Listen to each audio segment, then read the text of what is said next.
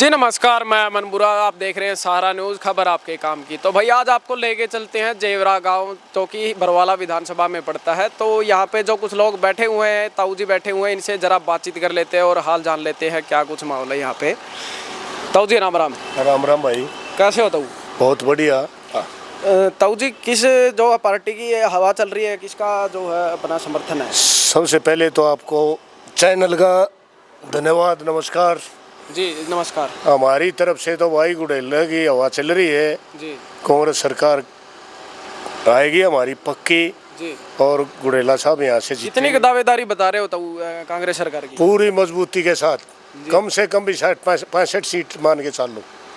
60-65 seat? हाँ, 65 seat के लगभग। जी। आपके विपक्ष की जो है वहाँ पे भी बताया जा रहा है कि विपक्ष भी जो अपना दबाव बनाए हुए है, जैसे कि आप युवा चेहरा संजना सातरोड़ जी को देख सकते हैं, उनके बहुत सारे कार्यक्रम हो रहे हैं, भीड़ जो है एक साथ वहाँ पे इकट्ठी हो रही है। तो उसके बारे में क्या कहना? ऐसा है, संजना सातरोड़ का ये है कि वो बी टीम बीजेपी की बन गई। जी हाँ, कांग्रेस में अगर आती तो टिकट गुड़ेला साहब को मिल गया तो वो यहाँ आती तो वो भी जीत जाती, लेकिन अब उसके पास कुछ नहीं है इतना। जी। तो आप मतलब आपको कांग्रेस जो है, कांग्रेस का समर्थन कर रहे हैं? हाँ, कांग्रेस का समर्थन कर रहे हैं पक्का। जी। कांग्रेस सरकार आएगी। जी। और वो इन्हें लो मजा है कि ना, उसका कुछ न कुछ कमजोरी आई है उसका। अगर निर्दलीय खड़ी रहती तो भी उसका रुतबा ठीक था। जी जी। ताऊ जी से भी जरा बातचीत कर लेते हैं। जी, गुड़ेला जी के कार्यक्रम जो है गांव में और शहर में जो है कार्यक्रम दिन प्रतिदिन बढ़ते जा रहे हैं, उनका माहौल देखने को मिल रहा है, इसके बारे में क्या कहना चाहिए? देखिए, ये जो है ना सवाल एक सीट का गुड़ेला साहब का नहीं है।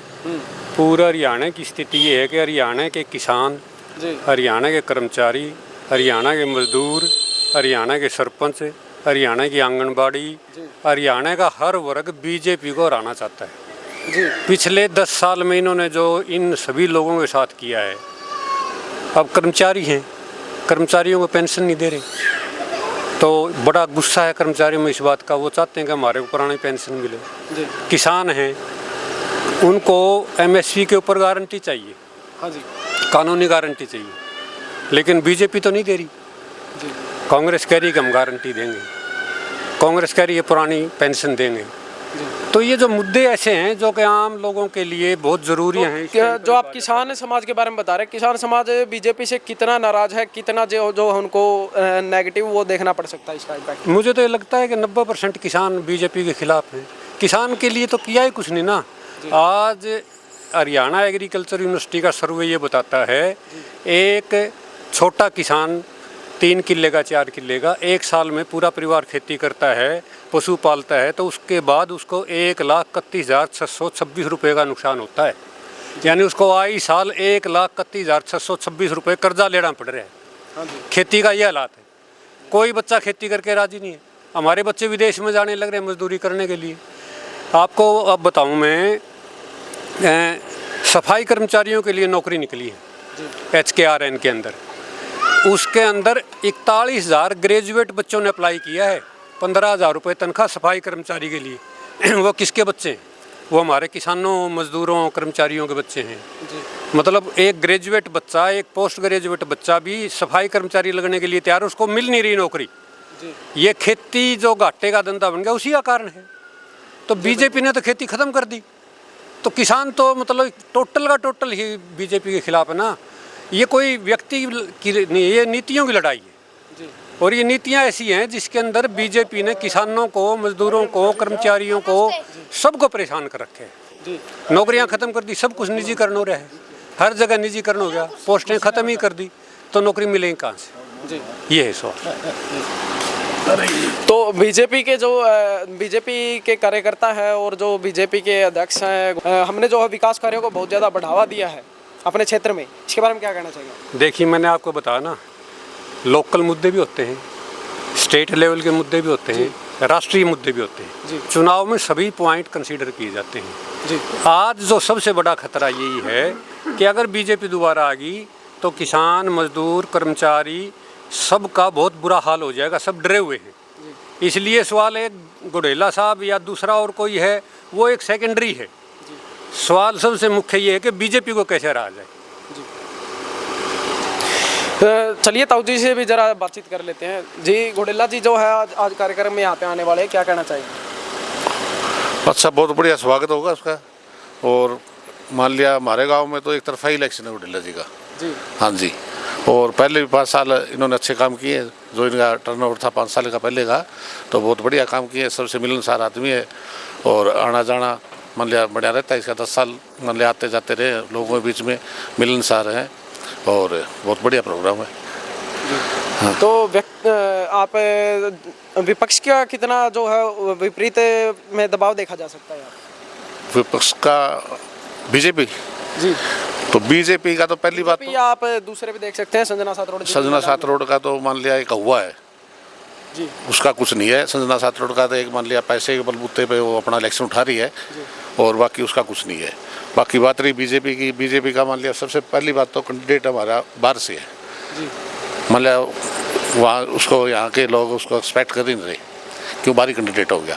अगर ऐसा वैसे आप देख सकते हैं दोनों एक ही कास्ट हैं। हाँ जी, दोनों एक ही कास्ट से है।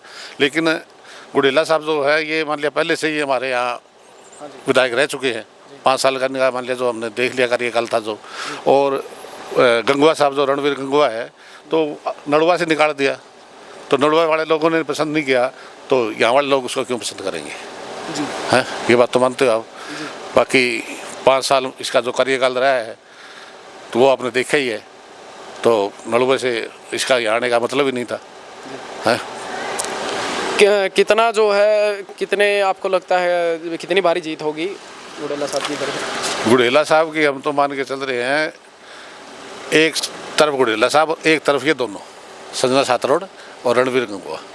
50-50 में मान लिया है दोनों। 50 में घोडेला और 50 में वो दोनों। अगर मान लिया 1 लाख की पोलिंग होती है तो 50,000 प्लस घोडेला और 50,000 में वो दोनों ही रह जाएंगे, 25,000 में। हरियाणा में कांग्रेस की छवि को लेकर क्या कहना चाहिए, बीजेपी की छवि को लेकर क्या? बीजेपी ने तो देख लिया आपने, जो मोदी का राज मान लिया 10 साल हो गए हमें देखते हुए, सब कुछ बेच दिया इसने। क्या नहीं बेचा? कोल बेच दिया, हवाई जहाज बेच दिया, BSNL बेच दिया, सब कुछ इसने बेच दिया। अगर मान लिया ये 400 पार का जो नारा दिया था तो आज ये 240 पे रह लिया, 240 पे रह लिया ना। अगर ऐसा इसने काम किया होता तो 400 पार जाता ही। जी वैसे जीत तो बीजेपी की हुई, फिर भी केंद्र में जीत हुई है। जीत के कई कारण होते हैं, जीत के कई कारण होते हैं। मान लिया आप यूपी से देखो, जहाँ कह रहे थे कि 80 सीट लेंगे, वहाँ क्या हाल हुआ है। हरियाणा के अंदर मान लिया 50-50 कर दिया। कुछ मान लिया कांग्रेस की गलतियाँ कमियाँ रही हैं टिकटों के बंटवारे में। अगर टिकटों का बंटवारा सही ढंग से होता तो शायद पोजीशन कुछ और होती।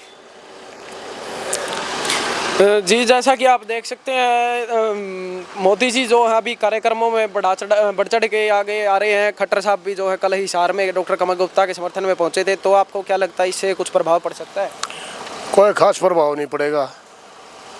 मोदी जी आएंगे, रैली करेंगे, बड़ी अच्छी बात है। कमल गुप्ता ने जो हिसार में काम करे हैं वो 0 है आज के टाइम में। कुछ भी नहीं करे। देवीलाल स्टेडियम पाट के गेट दिया, रोड पर जो बेल्ट हैं ग्रीन बेल्ट सारी पाट के छठे महीने उन्ना पाट के गेट हैं। सबसे बड़ा मुद्दा हमारा सेक्टर 1/4 का पुल जो कि 5 साल में तैयार नहीं हुआ आज तक भी। 50 करोड़ का उसका टेंडर उठा था जो कि आज 80 करोड़ पर जा पहुंचा। अब तक वो 6ठा साल लग गया, वो रोड भी चालू नहीं हुआ है। कमल गुप्ता का ध्यान ही नहीं है शहर की कोई तरक्की करवाने में। सूर्यनगर वाला पुल बता रहे हो? हाँ, सूर्यनगर वाला है जी। उसको 5 साल हो गए, 6ठा साल शुरू होगा।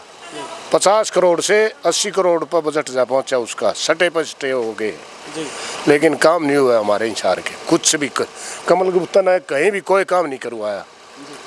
ये है सबसे बड़ी बात। कांग्रेस ने जो अपना घोषणा पत्र जो है प्रस्ताव वो पेश किया था, उसके हिसाब से क्या बताना चाहेंगे आप? जो नीतियाँ उन्होंने पेश की है उन पर कितना कार्य कर पाएंगे? ऐसा है, लगभग पूरी करेंगे। कांग्रेस सरकार आने के बाद सभी नीतियाँ, उनकी जो घोषणा पत्र तैयार किया है वो लगभग ठीक किया है और वो पूरा करेंगे। और उसके बाद इन्होंने भी घोषणा पत्र तैयार किया है लुभावना, उससे कुछ नहीं निकलने वाला। अब हमारे 4 साल नौकरी के जो ये अग्निवीर पथ योजना लेके आए, 4 साल अग्निवीर बन के नहर वो घर बैठ जाएंगे, उनके पास क्या बचेगा? वो ना इधर के ना उधर के कहीं के नहीं रहे। जो कि बड़ा भारी नुकसान युवा पीढ़ी को आज हमारे हरियाणा में हो रहा है। कोई स्थायी नौकरी नहीं, कोई उनकी पेंशन नहीं, 4 साल के बाद नौकरी से वो गया काम से, कुछ नहीं बचना। अच्छी नीतियों नहीं है सरकार की, नीतियों जो है झूठ बोलते हैं, वो सही नीतियां सरकार की नहीं है। एक हमारी फौज ही ऐसी थी कि सीधा भर्ती हुआ करते बालक 15-20 साल 30 साल नौकरी करा करते, वो देश की रक्षा भी करा करते। अब 4 साल में उन घर बिठा देंगे, 4 साल में डाका मारना लगेंगे, हथियार चलाना सीख जाएंगे, उनके पास हथियार चलाना सीख जाएंगे, उनके पास है नहीं बेचारा कुछ भी, बेरोजगारी से सिवाय कुछ भी नहीं है जी। ये है जी बहुत बहुत धन्यवाद हमसे बातचीत करने के लिए।